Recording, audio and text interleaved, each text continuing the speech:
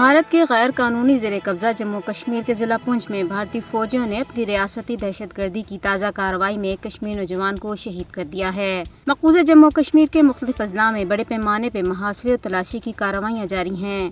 بھارتی فوجیوں نے کلگام، شوپیاں، کپواڑہ، راجوری اور پونچھ اضلاع کے مختلف علاقوں میں تلاشیاں لی ہیں۔ مقبوضہ جموں کشمیر کو منمانی گرفتاریوں کی تازہ لہر کا سامنا ہے۔ بھارتی فوجی مقبوضہ علاقے میں لوگوں کو ڈرانے اور دھمکانے کے لیے بڑے پیمانے پہ چھاپے مار رہے ہیں اور گرفتاریاں کر رہے ہیں۔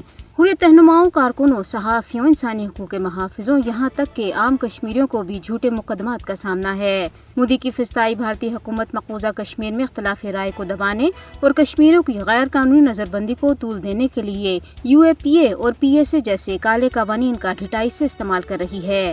ہزاروں کشمیری اس وقت کالے قوانین کے تحت بھارتی جیلوں میں نظر بند ہیں۔ نوجوانوں کی بیجا گرفتاریوں، نظر بندیوں کا مقصد کشمیریوں کے آزادی کے عزم کو توڑنا ہے۔ بھارت کشمیریوں کو سزا دینے کے لیے ریاستی دہشت گردی کو سرکاری پالیسی کے طور پر استعمال کر رہا ہے۔ جموں شہر میں سینکڑوں لوگوں نے دفعہ 370 کی منسوخی کے 4 برس مکمل ہونے پر احتجاجی مظاہرہ کیا۔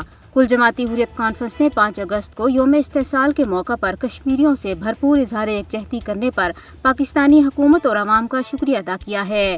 حریت کانفرنس کے جنرل سیکرٹری مولوی بشیر احمد عرفانی نے سری نگر میں جاری بیان میں کہا ہے کہ مسئلہ کشمیر پر پاکستانی حکومت اور عوام کے ٹھوس موقف سے کشمیری عوام کے حوصلے بلند ہوئے ہیں۔ ایمنسٹی انٹرنیشنل انڈیا نے کہا ہے کہ 5 اگست جموں کشمیر میں بھارتی حکام کی طرف سے بڑھتے ہوئے ظلم و جبر کی یاد دلاتا ہے۔